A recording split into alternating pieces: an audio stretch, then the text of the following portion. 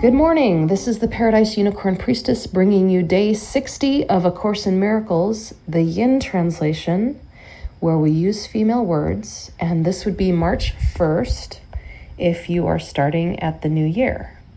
And we are beginning chapter 8. The direction of the curriculum. Knowledge is not the motivation for learning this course. Peace is. This is the prerequisite for knowledge only because those who are in conflict are not peaceful, and peace is the condition of knowledge because it is the condition of the realm. Knowledge can be restored only when you meet its conditions. This is not a bargain made by God, who makes no bargains. It is merely the result of your misuse of her laws on behalf of an imaginary will that is not hers.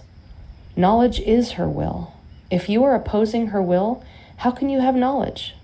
I have told you what knowledge offers you, but perhaps you do not yet regard this as wholly desirable. If you did, you would not be so ready to throw it away when the ego asks for your allegiance. The distractions of the ego may seem to interfere with your learning, but the ego has no power to distract you unless you give it the power to do so. The ego's voice is an hallucination.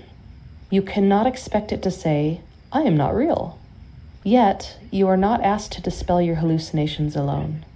You are merely asked to evaluate them in terms of their results to you.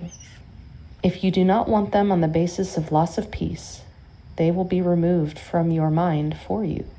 Every response to the ego is a call to war, and war does deprive you of peace.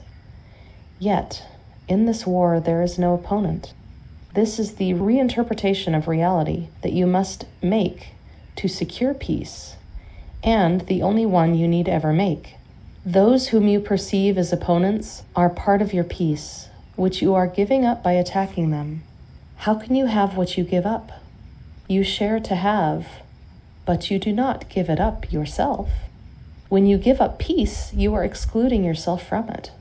This is a condition so alien to the realm that you cannot understand the state that prevails within it.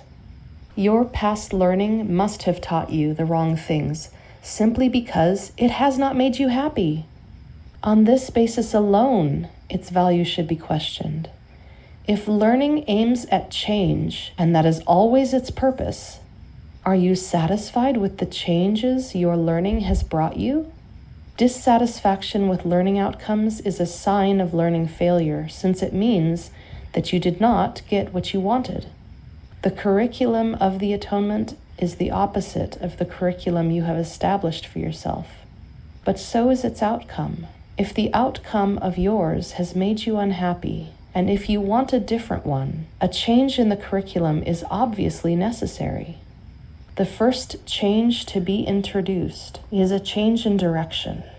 A meaningful curriculum cannot be inconsistent. If it is planned by two teachers, each believing in diametrically opposed ideas, it cannot be integrated.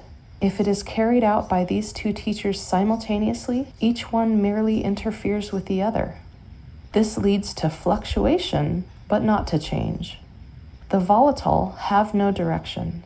They cannot choose one because they cannot relinquish the other, even if it does not exist. Their conflicted curriculum teaches them that all directions exist and gives them no rationale for choice.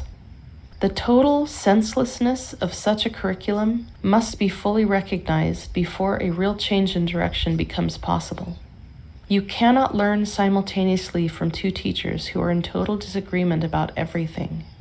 Their joint curriculum presents an impossible learning task. They are teaching you entirely different things in entirely different ways, which might be possible except that both are teaching you about yourself. Your reality is unaffected by both, but if you listen to both, your mind will be split about what your reality is. Lesson 60.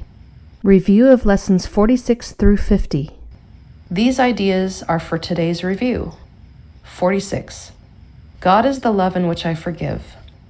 God does not forgive because she has never condemned.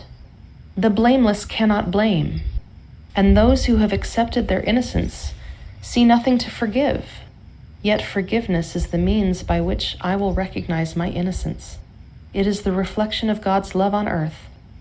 It will bring me near enough to heaven that the love of God can reach down to me and raise me up to her. 47. God is the strength in which I trust. It is not my own strength through which I forgive. It is through the strength of God in me, which I am remembering as I forgive. As I begin to see, I recognize her reflection on earth. I forgive all things because I feel the stirring of her strength in me, and I begin to remember the love I chose to forget, but which has not forgotten me. 48. There is nothing to fear. How safe the world will look to me when I can see it. It will not look anything like what I imagine I see now. Everyone and everything I see will lean toward me to bless me. I will recognize in everyone my dearest friend. What could there be to fear in a world that I have forgiven and that has forgiven me? 49. God's voice speaks to me all throughout the day. There is not a moment in which God's voice ceases to call on my forgiveness to save me. There is not a moment in which her voice fails to direct my thoughts, guide my actions, and lead my feet. I am walking steadily on towards truth. There is nowhere else I can go because God's voice is the only voice and the only guide that has been given to her child. 50.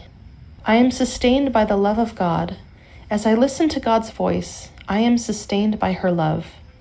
As I open my eyes, her love lights up the world for me to see. As I forgive, her love reminds me that her child is sinless. And as I look upon the world with the vision she has given me, I remember that I am her child. Thank you so much for joining me for day 60 of A Course in Miracles, the Yin translation. And I do love using these female words. They make a difference for me, and I hope they do for you too.